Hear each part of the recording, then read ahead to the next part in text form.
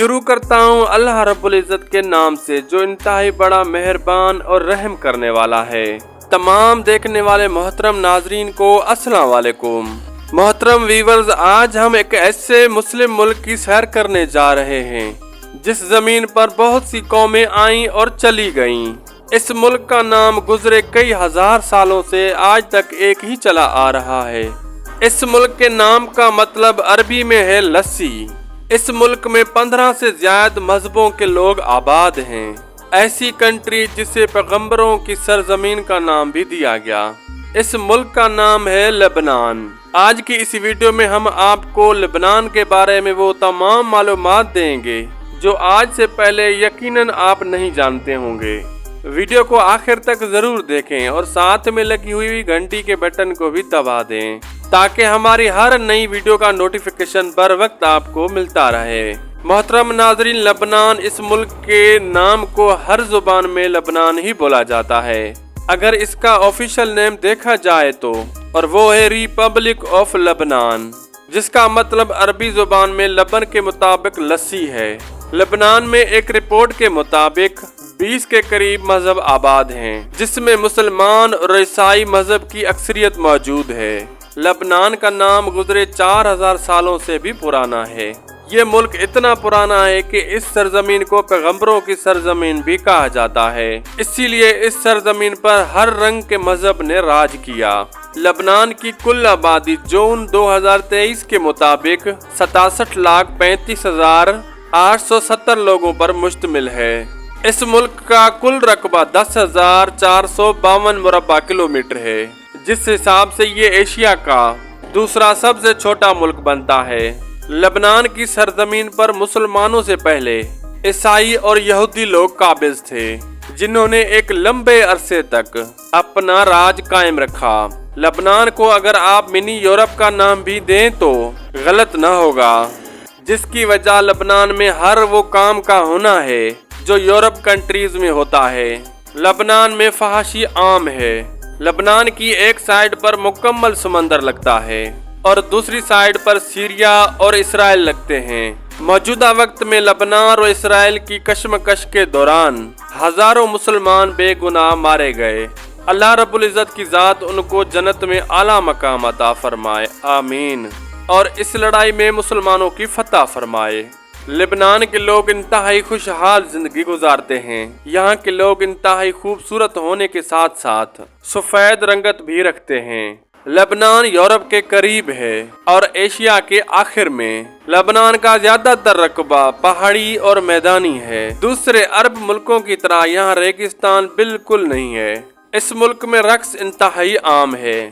لبنان کے لوگوں کا ڈانس دبکا کہلاتا ہے۔ اس کے علاوہ لبنانی بیلی ڈانس بھی کیا جاتا ہے۔ یہاں کے لوگوں کا لباس انتہائی فحش ہے، ایسا لگتا ہے یہاں مسلمان نہیں بستے۔ لبنان میں ایک ایسی جھیل بھی موجود ہے جو پوری دنیا کے وزٹر کا مرکز بنی رہتی ہے۔ اس جھیل کا نام ہے قارون جھیل، جسے انگلش میں لیک آف قارون کہا جاتا ہے۔ اس جھیل میں آپ کشتی کی مدد سے وزٹ کر سکتے ہیں لیکن یہاں نہا نہیں سکتے۔ لبنان میں ایک بہت بڑا عورت کا مجسمہ بھی کھڑا ہے جسے لیڈی ماریان کہا جاتا ہے۔ لبنان کا سب سے قدیم شہر بابلس ہے اور اس شہر میں آبادی پورے لبنان کے شہروں سے زیادہ ہے، یعنی یہ شہر آبادی کے لحاظ سے سب سے بڑا ہے۔ یہ شہر دنیا کا قدیم ترین آباد شہر ہے۔ وزٹر یہاں ضرور آتے ہیں۔ لبنان میں بالبت کے مندر بھی موجود ہیں اور اس شہر کا نام بھی بالبت ہے۔ حضرت الیاس علیہ السلام بھی اسی شہر بالبت کے رہنے والے تھے۔ لبنان دنیا میں رقبے کے لحاظ سے 37ویں نمبر پر آتا ہے۔ وقت کے لحاظ سے لبنان پاکستان سے 2 گھنٹے پیچھے ہے۔ دنیا میں لبنان آبادی کے لحاظ سے 113ویں نمبر پر آتا ہے۔ لبنان میں ٹورسٹ بہت ہی زیادہ آتے ہیں۔ زیادہ تر ٹورسٹ یورپ سے لبنان کا وزٹ کرنے آتے ہیں۔ ایک رپورٹ کے مطابق ہر سال لبنان میں 25 لاکھ سے زیادہ ٹورسٹ وزٹ کرنے کے لیے لبنان میں آتے ہیں۔ محترم ویورز، اس ملک کا موسم گرمیوں میں بھی پورے عرب ملکوں سے ٹھنڈا رہتا ہے۔ لبنان میں زیتون کا استعمال بہت ہی زیادہ کیا جاتا ہے۔ اس ملک میں دیودار اور زیتون کثیر تعداد میں ہوتے ہیں۔ لبنان کے جھنڈے میں بنا ہوا درخت بھی دراصل دیودار کا ہی ہے، جو لبنان کا قومی درخت ہونے کی حیثیت بھی رکھتا ہے۔ इस मुल्क की मईशत का दारोमदार दूसरे मुल्कों की तरह तेल और गैस पर मबनी नहीं है। लबनान में सोना कसीर मिकदार में पाया जाता है, यानी सोने के ज़खायर। कहते हैं दुनिया में सबसे पहले हरूफ लबनान की जमीन पर लिखे गए। जो आज हम लिखते हैं ये लबनान की इजाद है। लबनान की अगर तारीख में देखा जाए तो सबसे पहले बहरी जहाज यानी कश्ती रानी का इजाद भी लबनान में ही किया गया। लबनान की सरजमीन पर कई अंबिया इकराम आए, कईयों का यहाँ से गुजर हुआ। इस सरजमीन को आसारे कदीमा की सरजमीन भी कहा जाता है। लबनान की सरजमीन को सिकंदर आजम ने भी फतह किया। लबनान की सरजमीन कई सदियों तक मुसलसल जंगों का शिकार रही। आपको इस बात से आगाह करता चलूं, लबनान पर एक लंबे अरसे तक फ्रांस का भी कब्जा रहा, इसीलिए यूरोप से लोग लबनान विजिट करने के लिए आते हैं। लबनान में मुसलमानों की अक्सरियत है, लेकिन हुकूमत ईसाइयों की है। लबनान ने फ्रांस से 1943 में आज़ादी हासिल की और आज तक एक आज़ाद मुल्क की हैसियत से दुनिया में मौजूद है। इस मुल्क का दारुल हुकूमत बैरूत है। इस शहर का नाम का मतलब है मीठे पानी का कुआं। बैरूत में कई हजार सालों से मीठे पानी के चश्मे आज भी बहते हैं। लबनान में बोली जाने वाली ज्यादातर ज़बान अरबी है। लबनान में नेशनैलिटी उस इंसान को दी जाती है जिसका बाप लबनानी हो।